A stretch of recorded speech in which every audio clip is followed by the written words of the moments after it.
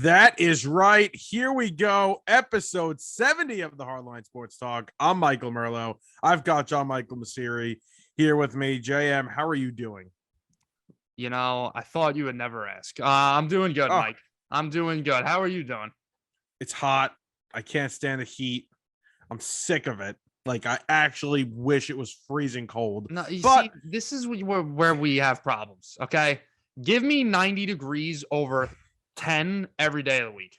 I can make myself warm. I can't make myself cooler because I get Yeah, arrested if I try and make but myself cooler. but at least when you're hot, like you could just drink some water or whatever. When you're cold, you gotta first of all you gotta layer up like crazy.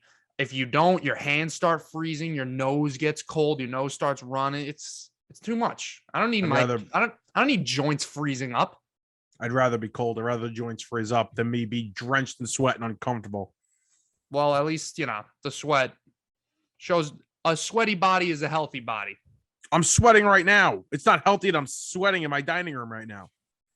Well, that's your own problem. Get the AC And up. I'm drinking water. I'm in my nice air conditioned home right now. I don't know why. Yeah, well, this isn't air. I don't have the central air. We don't have an air conditioner in here. Oh, please.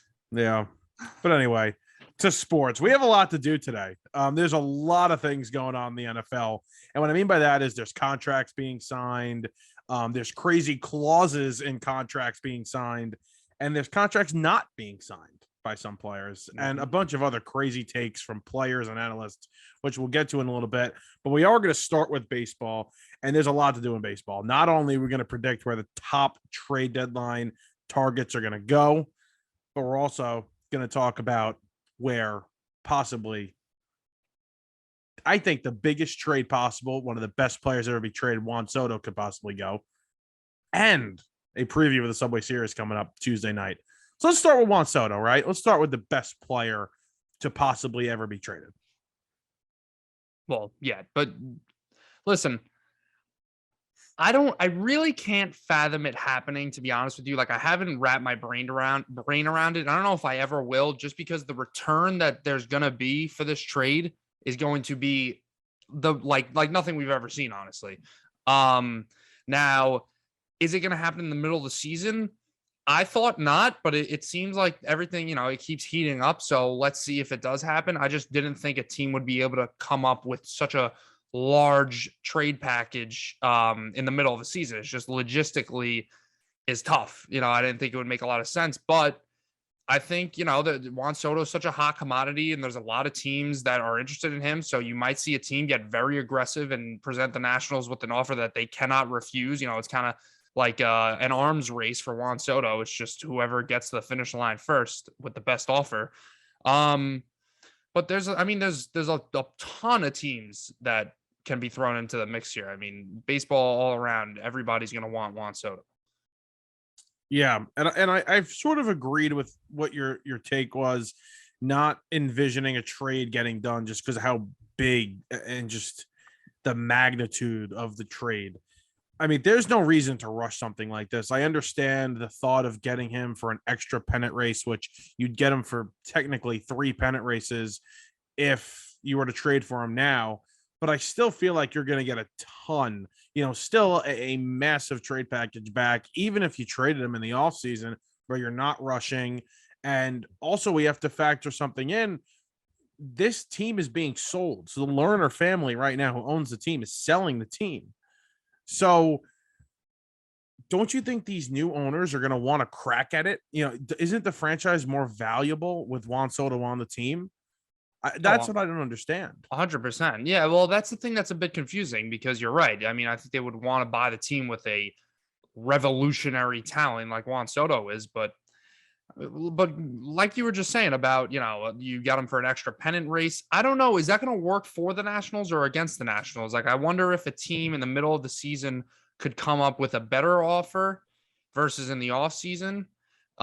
It's tough. I mean, you got guys in the middle of the season playing better than others. I don't know if I think they want major league talent back in the trade, along with some top tier prospects.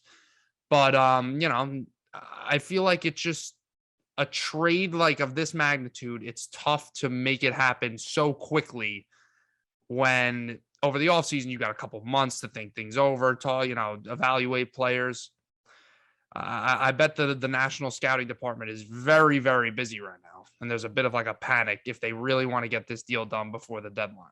That's the word I was thinking of. And they also have another player that has a ton of interest around the league, and that's Josh Bell, who will predict where he's going in a little bit. But there's a report out there that the Nationals want to get that deal done ASAP because they want to focus all of their attention on Juan Soto. And obviously, Josh Bell's having a very nice season. It's not the same kind of trade because they're just not the same player at all. And he's a rental, but they still want to get as much back as possible. And you're right. These people in these scouting departments probably like, holy crap. Like they must be everywhere right now. Minor league scouts, major league scouts, trying to figure out what the best possible trade package is. They're doing their homework. Which is why, and you put that into perspective even more, not, like, I guess I never even thought about the scouts in this, like the actual people in the front office. I really don't think he's getting traded. I don't. Either do I. It's too much. All right, let's use the Yankees for an example. They're being thrown into the mix for Juan Soto, and you hear rumors left and right from different people, but apparently the Nationals really like Volpe, and I just don't get, like, if the Yankees trade for Soto, it's not necessarily definite that this will happen, but it's definitely more than likely they're done with Judge.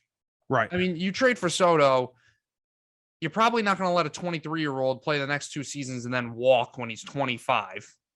So you're going to lock him up, give him that extension. And then it's like, okay, well, what are we going to have? $1 billion outfield? Literally. I mean, you got the Stanton contract. Then you're going to give Judge north of $300 million, and you're going to give Soto $400, $500 million. It's impossible. So I just can't. Like I said, he's obviously, you said it before, one of the best players, if not the best player ever, that's going to be traded. But how willing are teams to make such a drastic decision, especially a team like the Yankees, who are already having a great season, to make such a drastic move that could shake their franchise in the middle? That's what it is. That's what it is. Yeah. And you know what? I kind of understand what you're saying, because if a team trades for him, let's say the Dodgers trade for him tomorrow, right? The Dodgers don't have to give him that extension. Let's say the Yankees trade for him. The Yankees don't have to give him that extension right away. It could be done the year before he's about to have free agency. Mm-hmm. You as the team don't have to rush. And believe me, obviously wants his long-term contract and whatever he's going to get. He's going to be the first $30 million arbitration player ever. I mean, he's already at $19 million this year. He's got 2 more years. So it's not like he's going to be completely underpaid. He's going to get paid a ton of money, especially for his age compared to others. Right. But you don't have to give him that extension right away, which I think leaves the door open for other teams. We've talked about, I've heard the Mariners thrown around. They have so much to offer, excluding Julio Rodriguez, who would not be in the trade. But everything else they have in their farm system, even the young players they have in the major leagues right now, they could even make a trade for him and just say, okay, we're going for it for the next 2.5 years. And if it doesn't work, okay, goodbye. Thank you, Juan. Right.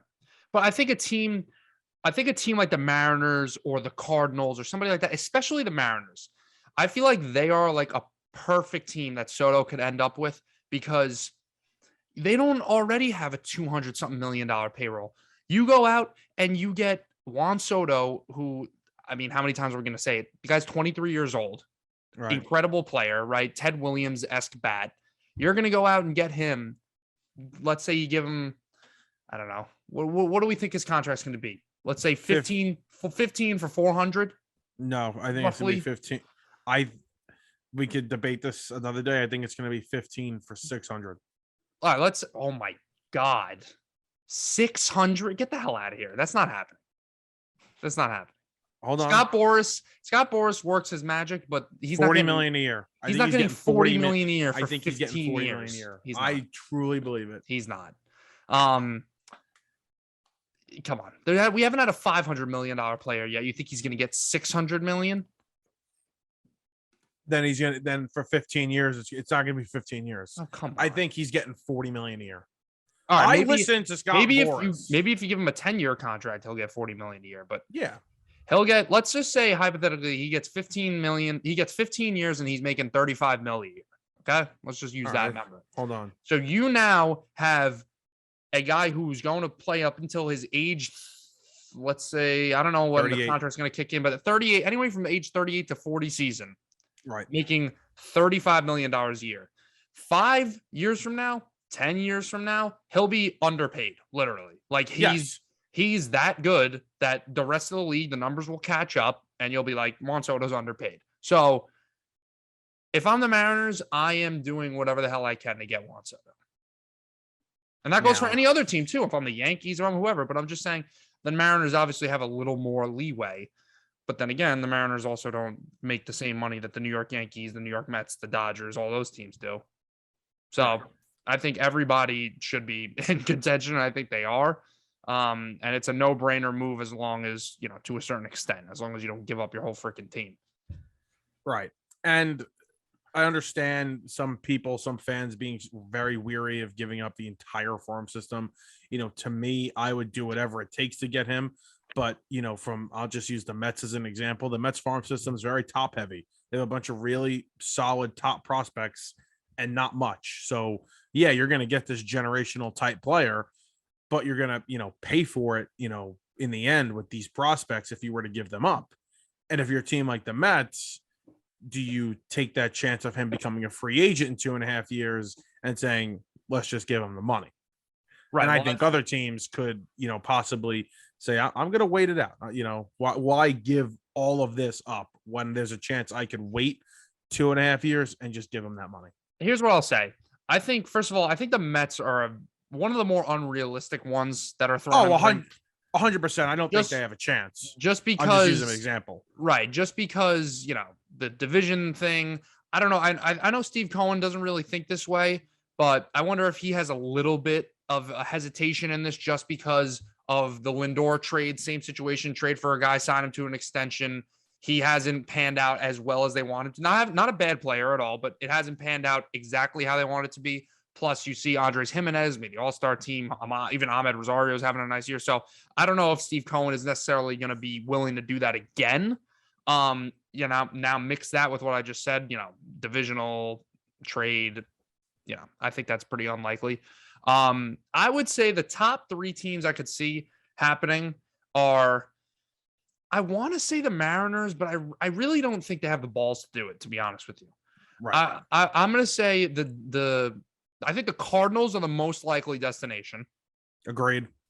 And then I think you could throw in San Francisco, the Dodgers, and I'd say an outside chance for the Yankees just because of the whole Judge situation. I know they're definitely interested.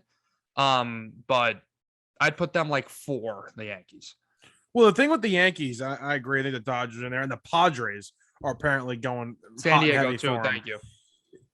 The thing with the Yankees is that they might want, are they going to think about it and they kick the tires, obviously, but there's also a chance they're like, listen, why not give ourselves insurance? Because, and it's a pretty hefty insurance policy, but yeah, this guy, Aaron Judge, is going to test free agency, and he's an older guy, and the safer bet is giving Soto, even if it was the contract that you said 15 years for $525 million, which would be about $35 million a year. That is a safer contract than giving Judge $36 million for the next 7 or 8 years, just because of the age wise. It really is. I would say, as a Yankee fan, my heart is telling me I want Aaron Judge. My head is telling me Juan Soto, to be honest with you, just because it's like you look at the facts on paper and you're like, all right, 30-year-old versus 23-year-old. You look at the numbers and they're both very similar talent wise. I mean, they're 2 of the top 5, 3, whatever the hell you want to put them players in the league. So, you might lean Soto when it comes to that, just because you'll have him for, a longer amount of years. You better lean Soto, please. Right. But we know Judge works in New York. We know how talented he is. Yes. We know how important he is to this team, to the fan base, how iconic he is. So It's really tough, but this is like a Matt Olson, Freddie Freeman situation. I just pray that by the time it's 2023, one of these guys is on the Yankees. That's all I can hope for. And if it's both, then holy crap, put Brian Cashman in I don't know. I highly doubt that. Yeah, but yes, me too. But somebody can imagine. Or like the Mets, like I send you the Mets TikToks. The people who are like, meet the 2023 Mets. Trey Turner, Shohei Ohtani, Aaron Judge. You guys are just Juan Soto. Juan Soto, Wilson Contreras. It's gonna be the NL All-Star team. You guys are gonna have like an $800 million payroll, but it's fine. Hey, it's fine. No, they'll all take pay cuts just to play on the team. Yeah, I think the Mets should be like, what the hell are we doing with Billy Epler? Why don't we hire Tristan, the 9-year-old TikToker who put together the NL All-Star team? I know, right? Why doesn't that guy have a job? Yeah, he could get the trade done for Soto right now. But yeah, I think I agree with the teams that you said. If I had to give you a top 3, I'd say Cardinals, Padres, Dodgers. Although you haven't really heard anything about the Dodgers. You've really only heard the Padres and the Cardinals and a little bit of the Yankees. Nothing crazy though around there. But if I had to guess, I'd say the Cardinals. And I don't even want to tell you what I think a trade package would look like. But let's go. Come on. Let's bet here. Carlson's gone. Carlson. Gorman. Do you send O'Neal? I mean, he's young. I don't know if he's be attractive.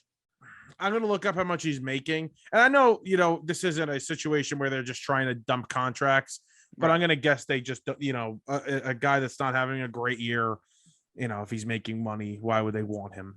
But, all right. So then, like you just said, Nolan Gorman's gone. Mason Wynn is gone. Liberator's probably gone. Liberator's gone. And then another big prospect. I mean, I can't think of another Cardinals prospect off the top of my head. Walker or something. Walker. I used to be. Oh yeah, the third baseman, Jordan Walker. Yes, Jordan Walker. I used to be so good with this. Like when the Yankees sucked in like 2014, I knew like their top 30 prospects, and I also knew like all these other teams' prospects. I used to just stare at the pipeline like every day. Now I don't know as much. I'm not really kept up with the prospects right now. I'm going to pull up a prospect list right now though. So that would probably be it.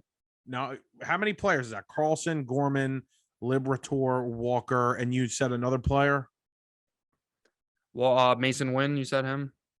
You said Mason Wynn. I don't know who Mason Wynn is. Mason Wynn's the shortstop. He threw 100 miles an hour in the Futures game. Oh, the kid for the okay. Yes. Is it Mason? I do. Yeah, it's Mason Wynn. Yeah. Spells it with a Y. I haven't seen that before. Here we go. Top MLB prospects, MLB.com. Apparently I couldn't find it on the page. Top 30 by team. Is there any other major league players? They could send O'Neal, by the way, if they really wanted to. Yeah. He's not making much. Mason Wynn's their 4th best prospect. Walker's their 1st. Liberator is their 2nd.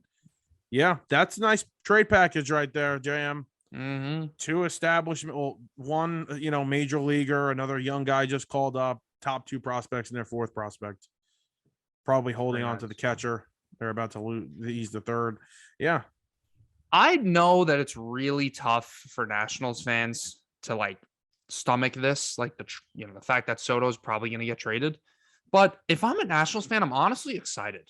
Like you're going to have to wait anyways for this team to be good in a couple years. And now you're just going to add a boatload of talent. You already got Gray and Kybert Ruiz, some nice guys that were coming up. Victor Robles is a guy we're hoping can hit, a little bit better of a stride. He was a big prospect, but the team might be in pretty decent shape in a couple of years. So I could get you a little excited, no? This is really the first season in which they, were projected to be this terrible in a very long time. Okay. Mm-hmm. And I was, I like Mike Rizzo. I think he's a really good general manager. I don't think this is going to be a long rebuild at all. I think they're going to get right back on it, whether they make a trade or not. I trust this guy. I really do. I don't know what it is. And if they do make this trade, you're right. You're going to get a lot of really talented players back, and you see what happens. I'm looking at the Padres right now in their system. They're going to have to give up a lot of players that are currently on their roster. They are. CJ Abrams. It's actually incredible the amount of talent that has been in the Padres organization over the past couple of years, because it's like they've made a bunch of trades and you're like, they still have a lot of prospects to give. Yeah.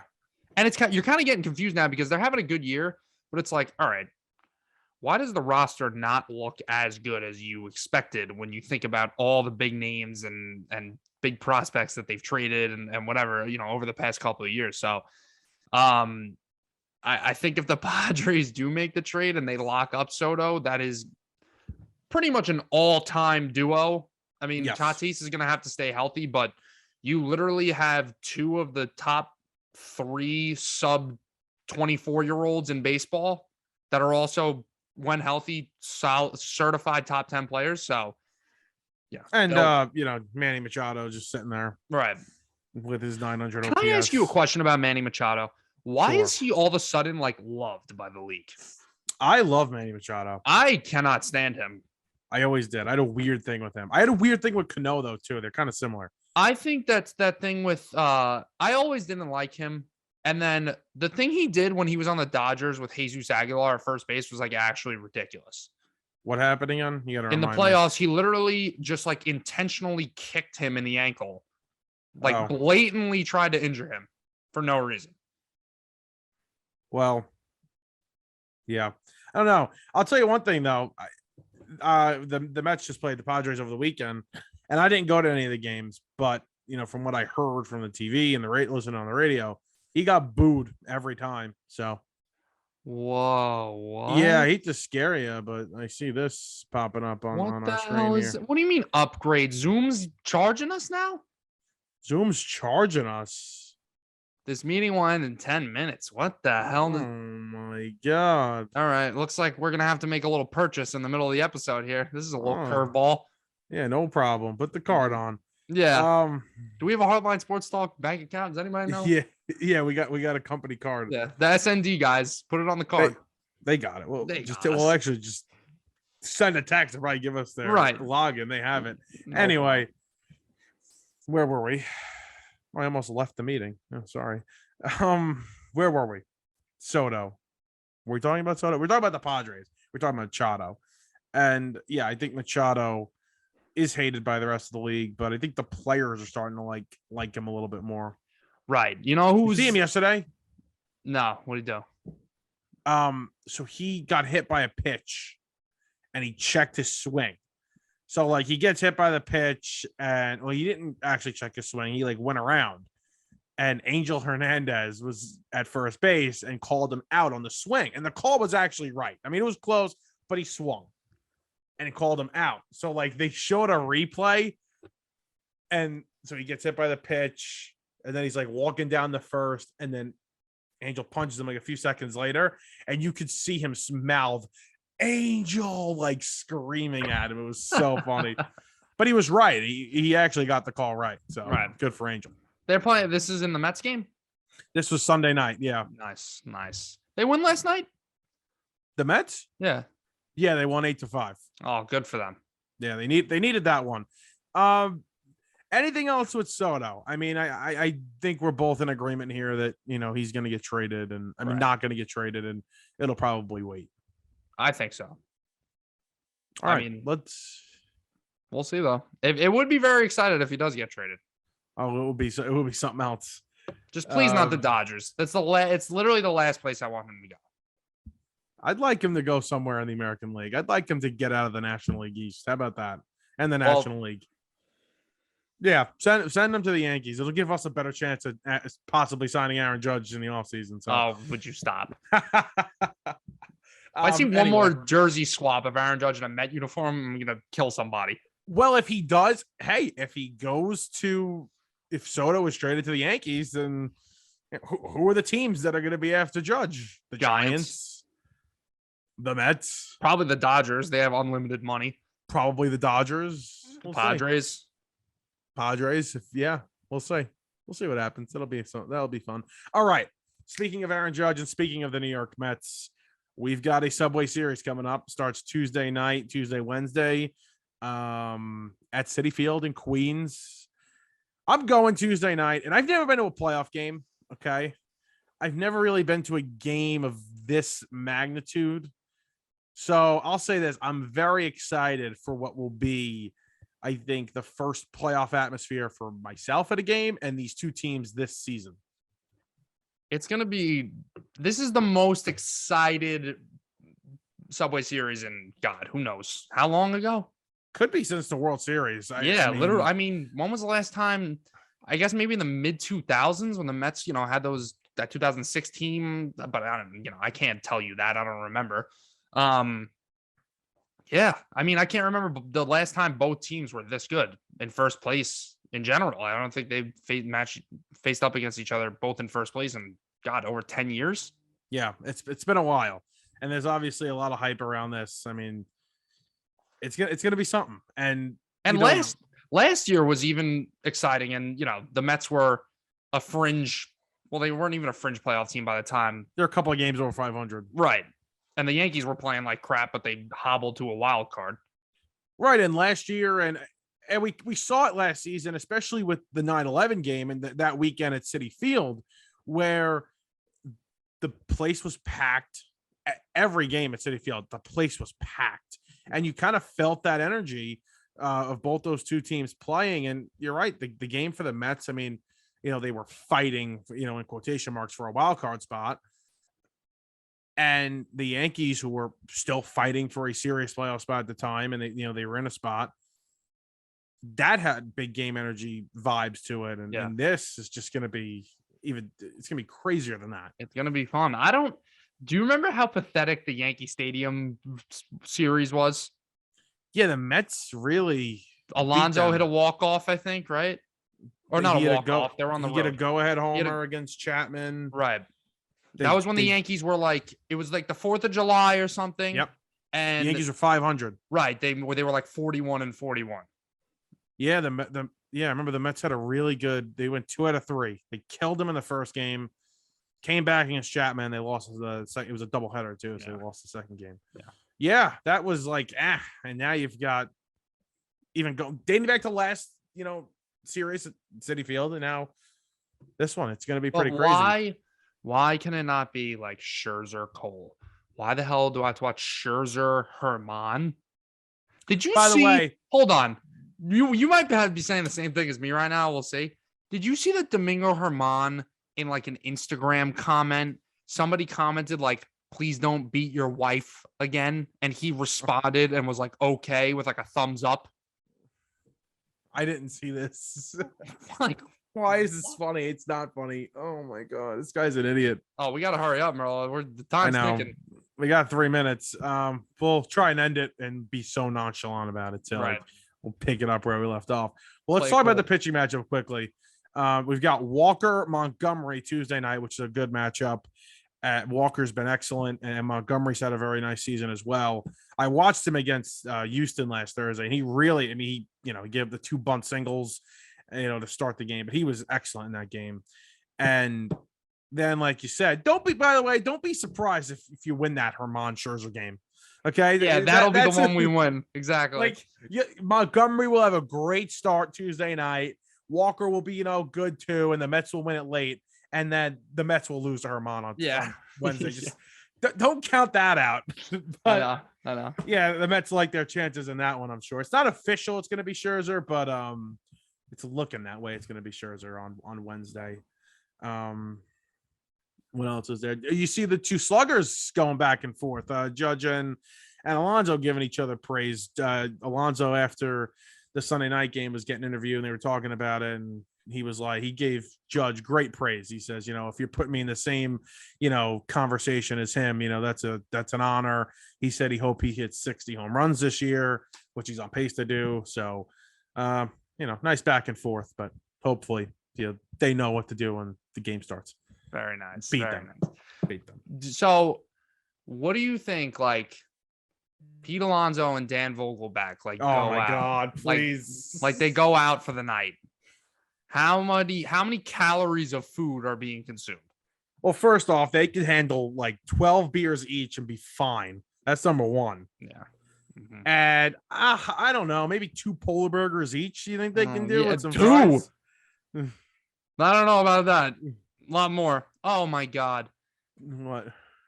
The Rangers signed Dallas Keuchel to a minor league deal.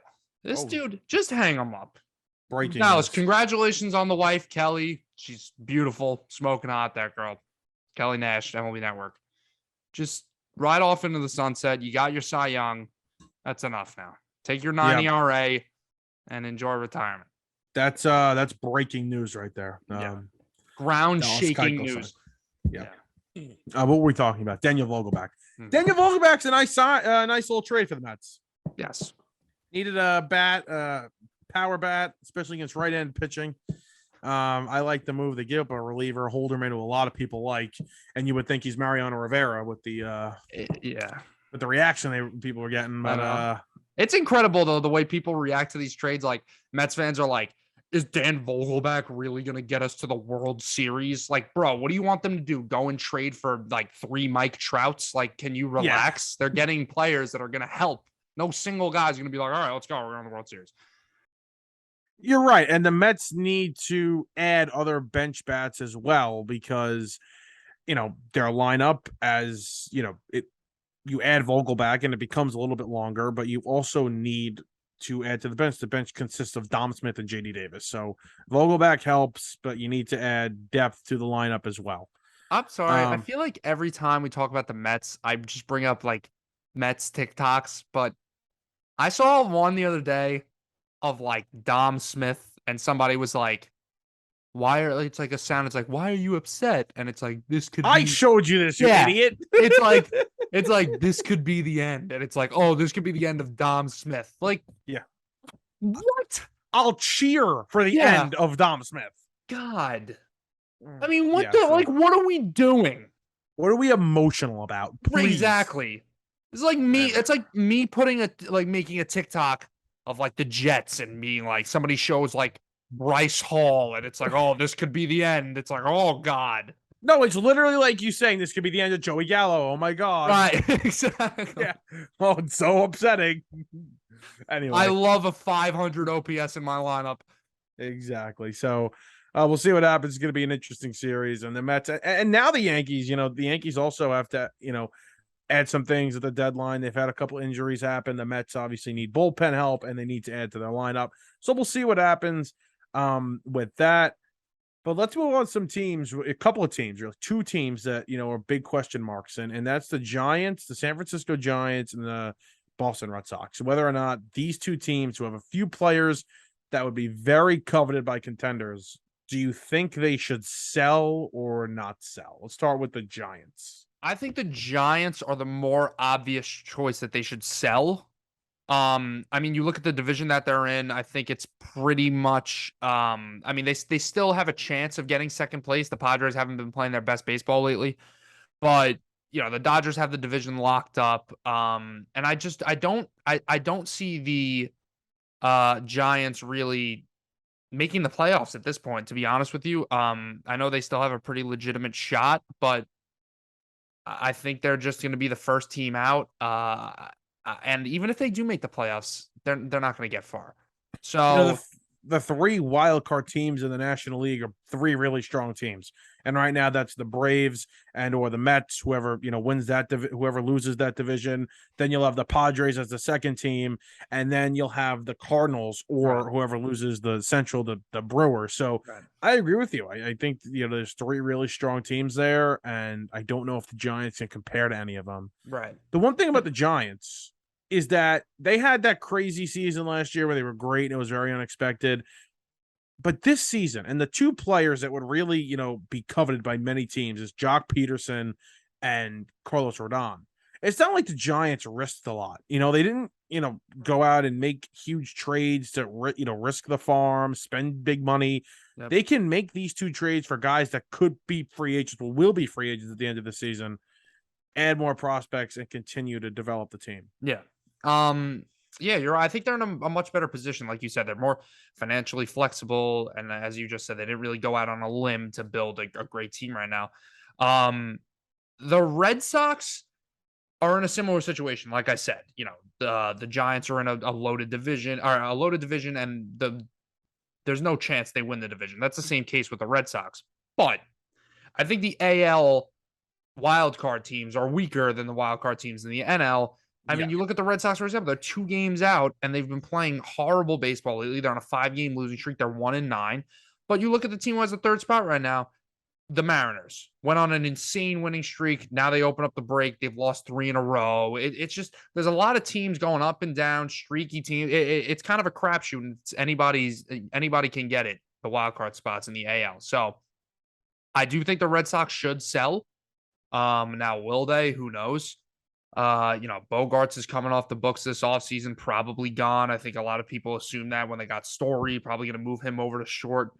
And Eovaldi's coming off the books. JD Martinez could be a trade candidate. His contract's almost up soon. It's up.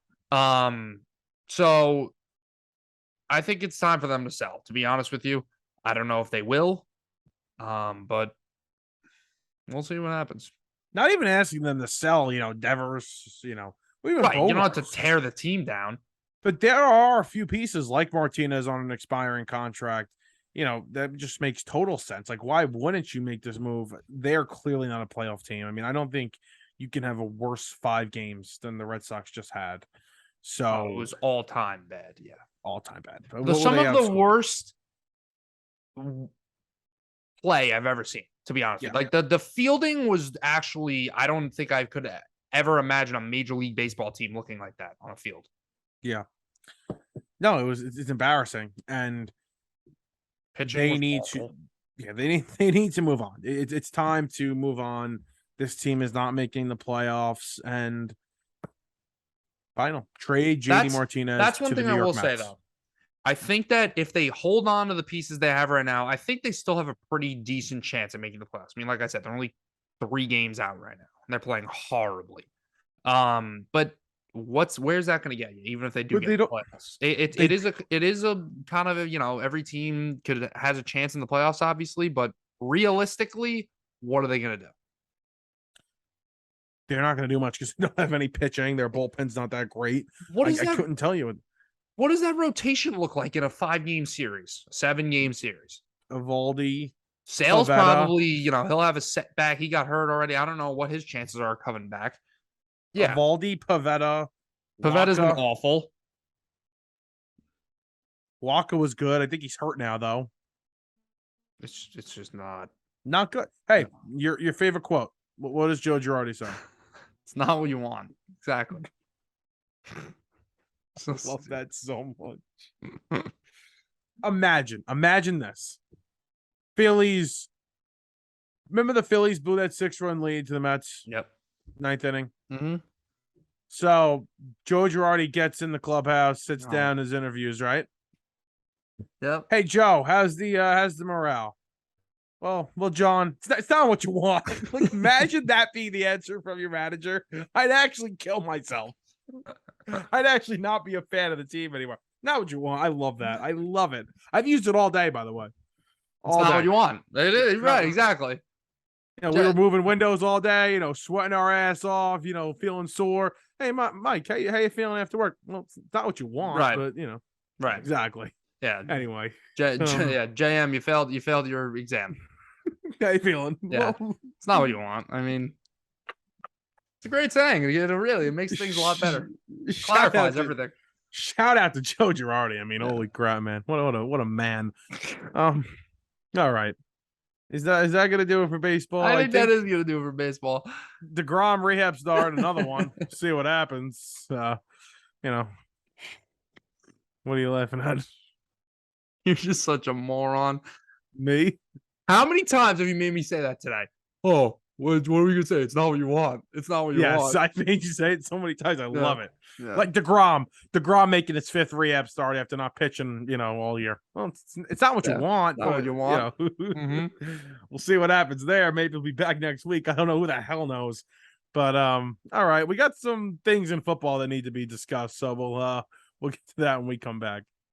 Here we go. Episode 70 of the Hardline Sports Talk. We are back. Michael Merlo and John Michael Messeri here with you. Had some fun with baseball. We're gonna have even more fun, I think, with football right now. A lot of things, a lot of crazy things A going lot on of in the NFL idiots. world. Yeah, literally. And I don't know where to start. I think we'll start with Tyreek Hill, who, yeah, let's start with him. So he's on First Take today, and somebody asked him about the Jets, why he ended up choosing the Dolphins over the Jets, and his answer involved, I mean, unless this was fake, did he actually say like, oh, Zach Wilson's got that dog in him? Yeah, he said Zach's a dog, but Tua is the most accurate quarterback in the NFL. So he's really dying on this stance. He's gonna die stamping on this himself hill. here. Yeah. Yeah, exactly. Yeah. I just was talking about it off air, and I said I'll save it for the show. I'm really starting to see like an Antonio Brown vibe from this guy. I mean, these are just outrageous things that he's saying. Like what? Like I get he's probably trying to push his podcast or whatever the hell he's trying to do, but can we stop? Like, this is like the third ridiculous quote that he said. First, he said, actually, I think it's more than three. I can't even remember all of them right now, but I know he said that this team is just as talented as the Super Bowl team that he was on with Kansas City. He said yep. Tua is more accurate than Pat Mahomes, and now he's saying Tua is the most accurate quarterback in the league. Yeah, he's maybe he should just stop talking. Yeah. And he could sound less dumb. Tua with his 88 passer rating. I mean, would he really have that high of that low of a passer rating if he was the most accurate quarterback in the league? Or what about his 66 completion percentage? You would think an accurate guy would probably complete a lot of passes. Now, 66 isn't awful, but that would be the definition of it. It's not jaw-dropping either. Yeah, he's listen, Tyreek's gonna see very soon, and I think it'll actually be comical with the downfall of this, and kind of how bad it looks if Tua does not step up his play and take that next step that we think he could, possibly that some think he can, with Tyreek Hill and Jalen Waddle next to each other. This is gonna be an interesting watch. I gotta be honest, I don't know if I believe in the Dolphins as much as other people do. Like, yeah, I agree slightly. I think that obviously the Bills have the division to lose. It's locked up. But I think a lot of people are assuming that the Dolphins, with a first-year head coach that's never coached before, and all these brand new players that have never played before, are just all of a sudden and a quarterback that has not proven himself at all, are just all of a sudden going to mesh together and be this great football team. I mean, I don't think anybody's picking them to go to the Super Bowl, but like a lot of people are thinking they're like almost a lock to be a playoff team at least. I don't see it. Yeah, it's really tough because there are so many good teams in the AFC. And do we actually think that all four teams could possibly make the playoffs in the AFC West? I don't know. But the Dolphins are interesting. I like the coach. I like McDaniel. So that's why I'm kind of like slightly high on them. I think he's going to be able to do some interesting things, make Tua look somewhat good. It's going to be the defense. If they play well, they lose Flores, who was a good defensive coach. I think people forget about that too. They did lose Brian Flores. It could get interesting. I don't think that the Dolphins are going to win because of Tua. I mean, I don't think that's a crazy statement either. But their offense is, like you just said, McDaniel's going to find ways to, get creative and get the ball in his playmakers' hands. But I don't think you're going to see Tua throwing rockets across the field at Tyreek Hill and Jalen Waddle. It's going to be similar to what, the 49ers did with Jimmy G, where Debo Samuel, the reason why you're going to win and lose games is whether or not the defense is able to stop Debo Samuel. Can the defensive stop Jalen Waddle? Can the defensive stop Tyreek Hill? Now, those are two pretty talented players to try and stop. That'll be difficult. And then you also have a good tight end in Gesicki. I'm sure what it's going to come down to, the offense. It's actually going to come down to the offensive line. If they're improved, they've had a terrible offensive line for years. If they've finally fixed that offensive line, they spent a ton of money on blanket. Oh, Armstead. Yep. Yeah. I'm So sure that's actually really what's going to come down to. you're probably going to see McDaniel use Tyreek Hill in the same role that he uses Deebo Samuel. Maybe not exactly. I don't think he'll be taking 10 carries in a game, but I'm sure they'll be using him like a Swiss Army knife. You don't think that's you don't think that's going to be Waddle? It's not a bad idea, but I think they would probably just give it to their most explosive player, and it's Tyreek Hill. I mean, the speed on the both of those guys is, Tyreek's got the edge slightly, but Jalen Waddle's one of the fastest guys in the league. But So you don't think it's Waddle? It'll be both probably. And it's a nice, you're not killing one guy. Both of them can get an equal amount of work. Yep. I like that. And their running backs are not good at all. They have like a bottom 5 running back core in the league. They got Raheem. They got Raheem. Yeah. Rasheem. Remember, I used to call him Rasheem. You used to call him Rasheem. I used to. Yeah. Probably still do. All right. Can we talk about this Kyler Murray story? Did you see this? What, the extension? No. There's something to the extension. You're going to love it. Oh, this clause? Yes. So Kyler Murray signed a crazy contract, a $230 million contract extension. Okay. So there is a addendum that requires 4 hours of independent study per week. It was important to the team making a commitment at that level. Thus, it was important to Murray. It is literally in the contract, and I have it right here. I'm going to just glance over it if you want to talk about it, though. I mean, this is crazy.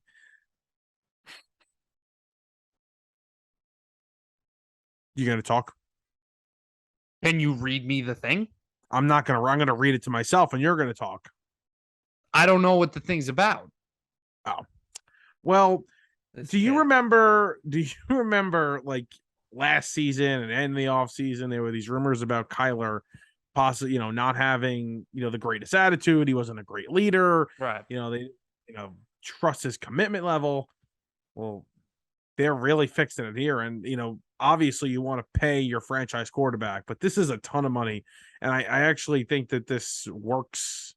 If you believe that he is going to follow this, then it works, and that problem is now gone. So Independent study means player study hours.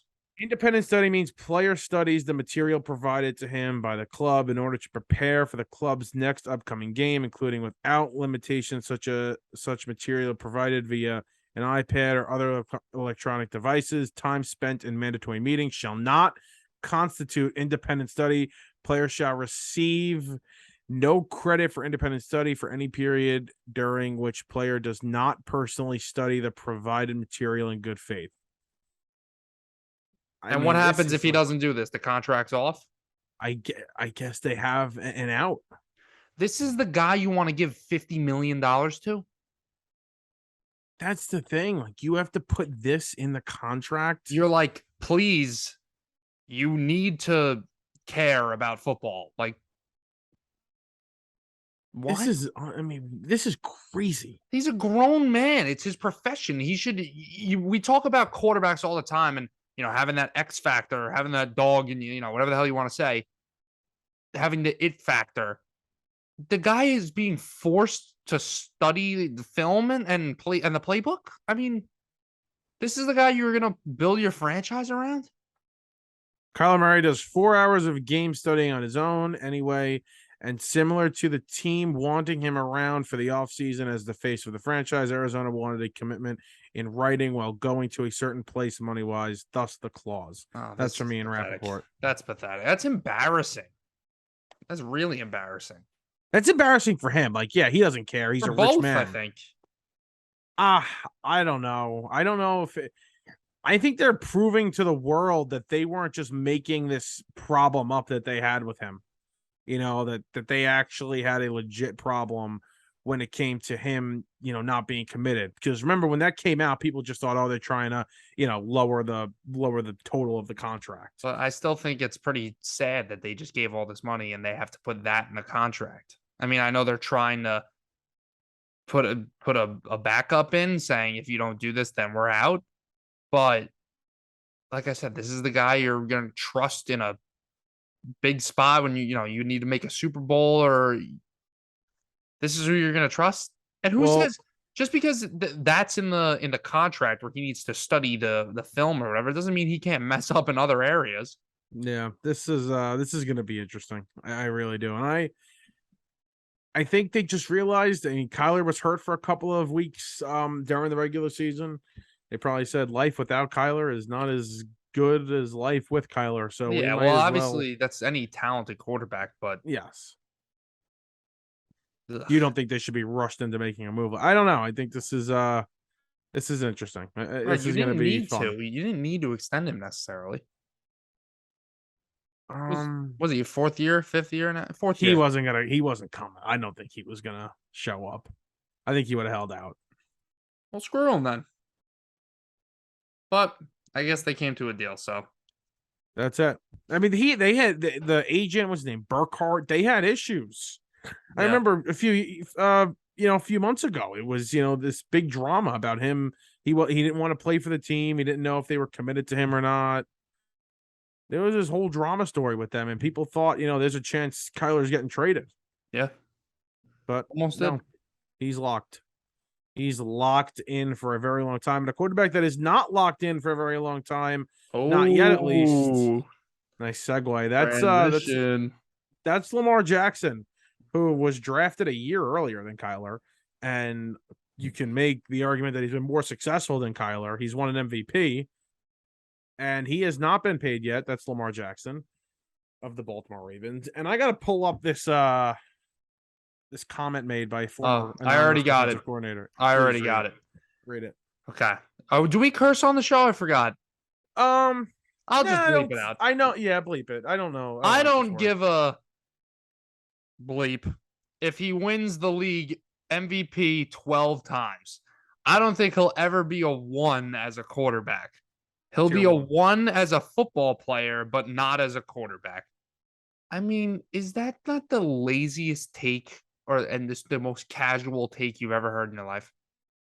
Yeah. I used to be a Lamar hater, but I'm not anymore. I'm actually a Lamar supporter.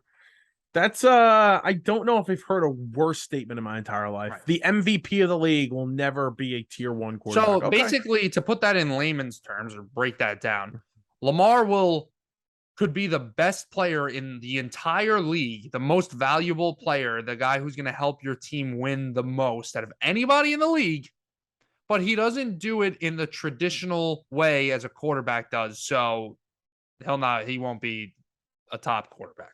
What? Yeah. I mean, give me a break. Does Makes everybody sense. need to fit the freaking mold? What did Steph Curry do? We were so used to point guards being just facilitators and, hitting mid-range shots or whatever. And Steph Curry comes out and just starts raining threes on everybody. And guess what? He wins the MVP. He's got 4 rings now. So can we stop? And not everybody is cut from the same cloth.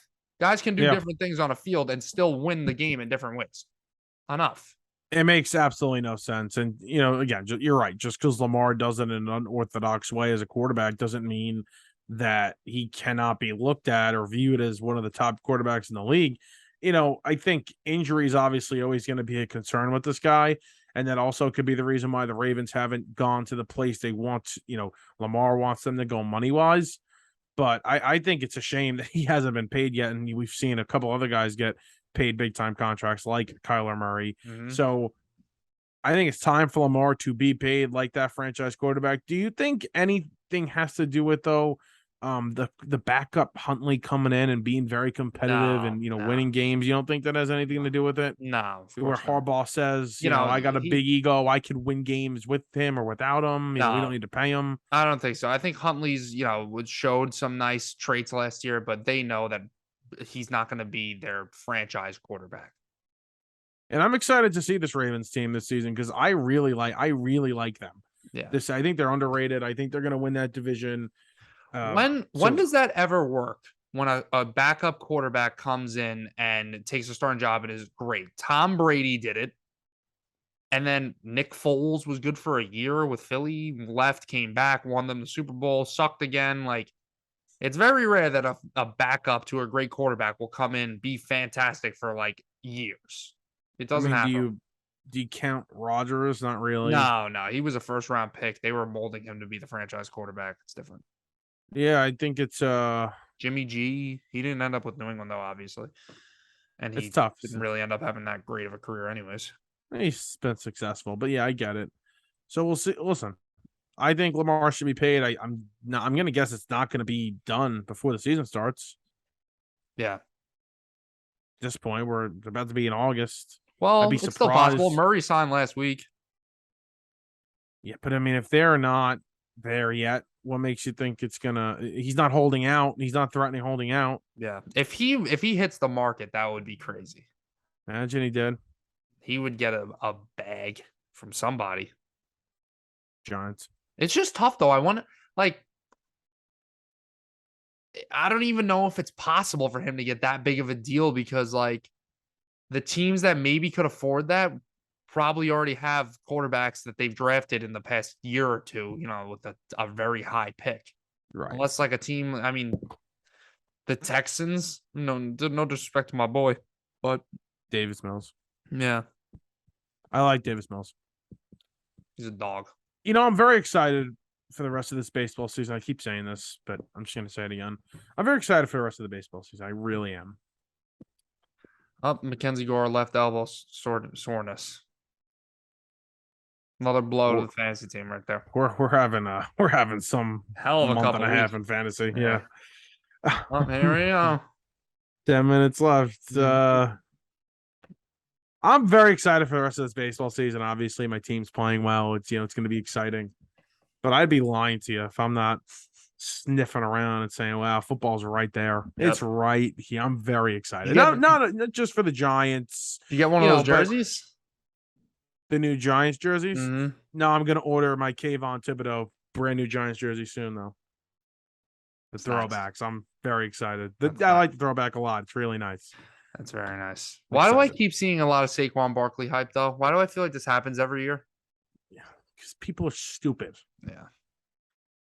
By the way, it wouldn't shock me if he had like I'm not saying, like a crazy season, but I mean, better than we've seen because the offensive line slightly improved. You have a better offensive system. I hope it better be. Because that was just Stone Age offense, but wouldn't shock me. But I don't know. He's an 81, I think, in fantasy Madden or something. Really? The Madden ratings are so bad. They're always so bad. Yeah, that's right. You called me flipping out about the quarterback one. I remember. Yeah, that was horrible. The Tom Brady 97. That's good. Stay hot. I mean, Tom Brady being a 97, like fine, but him being the highest rated quarterback. There's a difference between being the most accomplished player in the league versus being the best player in the league. Right. He's not the number one quarterback in the NFL right now. No, he's currently not. What else we got? We got this. We got Bart Scott saying some things, opening his mouth up. Oh yeah. Oh my God. Bart Scott. What did he say? Jameis is. He'd rather have Jameis Winston than Dak. I mean, come on. I like Jameis. Good guy. Funny. Really? That's where we should just end the show. I think. Just, Yeah. On a depressing note of just how stupid people are. They got to pay these ESPN guys to just. All right, Bart. Just say something like beyond stupid today, okay? Just whatever you're thinking. And then like they're in the earpiece, they're talking about Dak, and they're like, "Oh, Bart, this is a great time. Say that Jameis Winston is better than Dak." Yeah. Jameis Winston. And you know what's funny? People like legitimately hyping up Jameis Winston as the starting quarterback of the Saints and like saying, "Oh my God, the Saints could be good this year." Jameis has got the reins. I think Jameis could have a good year, but saying he's better than Dak Prescott is just ridiculous. I'm also just annoyed that like all these former players are just coming on to ESPN and wherever else and making these ridiculous takes and like they keep their jobs. I don't really get it. Bart's beloved at ESPN. Yeah. Bart's the boy. Yeah, it's football's right here. Football's right here. And Bart disrespecting my boy, my favorite Dak Prescott of the Dallas Cowboys. Yeah, it's disrespectful. You love Dak Prescott and the Cowboys. You're a closeted Eagles fan and Cowboys fan. Yeah. Definitely. I just saw a TikTok post from this guy I follow. He's a, big gambler. I trust his picks. Mm-hmm. He says, bet these 3 teams to win the NFC: Packers, Eagles, Cowboys. I literally hate all of them. God. Also, why? As we're talking about just ridiculous takes, I hate on these shows, wherever, any sports talk shows, where they just, maybe we got to start doing it. Maybe it'll attract more people. Oh, God. These like ridiculous conversations. SNY, who's having a better season, Aaron Judge or Edwin Diaz?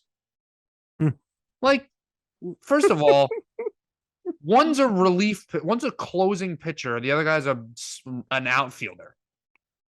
So you're going to be like, oh, Diaz has a sub-2 ERA and a 51 strikeout percentage. Meanwhile, Judge has 37 home runs. Like, you can't compare them. And No, also, please compare them. We know the answer.